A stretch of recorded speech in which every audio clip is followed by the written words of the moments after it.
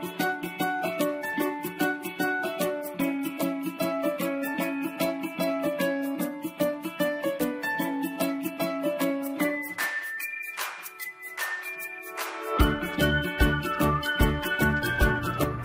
folks, welcome back to another installation episode for the Starlink Dish. Today we're going to be doing a grounding on it. We've got our 14 gauge ground wire here. Keep in mind this is kind of spec for what we're looking at, but this can change depending on where you're at, how far your run is and all that kind of stuff. So this is just an idea, but we are going to, so we've got our ground wire stripped. We're going to attach our end on here and then crimp that on.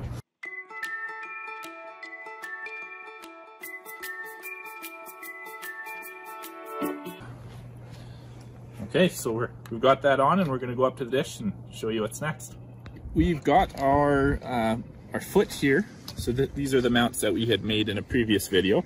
So we've got our carriage bolt coming up through the bottom of our metal strip. And then we've got a little bit of excess here that we can use.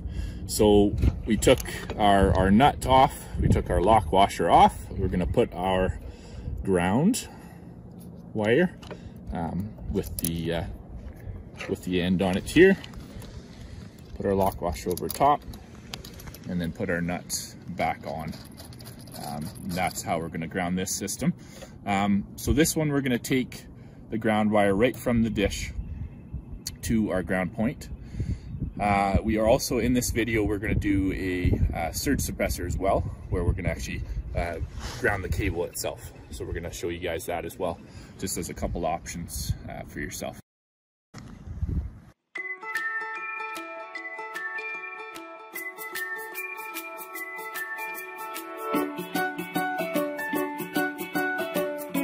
One thing to remember too is that at least with our code here in Alberta, is that you need to keep it within about the 20-foot range from your dish to your ground point.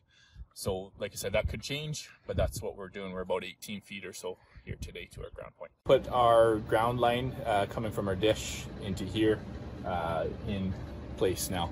So we've got our power pack, our router, and we've got which we've tested already, surge suppressor here, a power passing surge suppressor for your cat cable.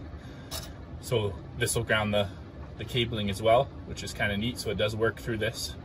So what we've got is our ground line coming off the mount here back to our dish, and then we've got another piece that will attach here, and this is going to run just to a ground strap on our copper pipe. So the other thing with copper pipe here is that depending on code and how this is grounded, what you're really doing is just bonding to it, but that doesn't always work. So just keep that in mind when it comes to your code for your areas and knowing what you're grounding to. But other than that, we're just going to do this as an example, and we'll get started here.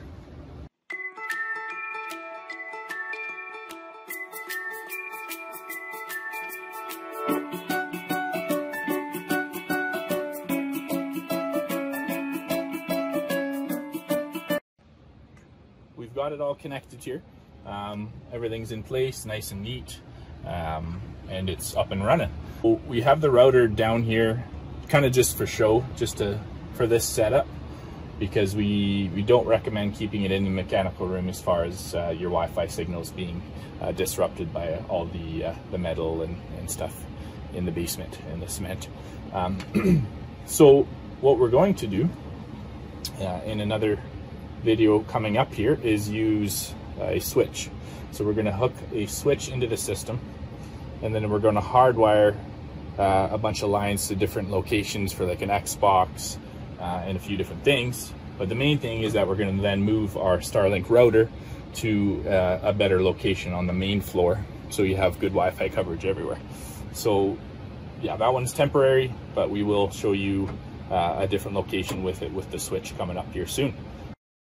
Watch out for that video. That'll be coming shortly after this one here. We've got other options too. If you can't do something like this, we can do an external ground. So we're going to jump outside and show you how that's done. We've got it tucked in. We're gonna bring it just down the trim here, keep it nice and tidy and hidden. And then we're gonna attach it to our little corner ground here.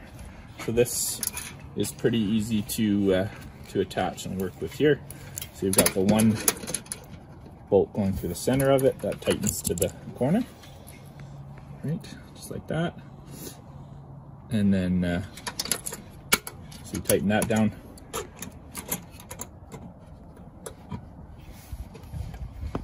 Once you've got that tight, and we just play with this second nut here to get it actually grounded, right? To get your copper grounded in there.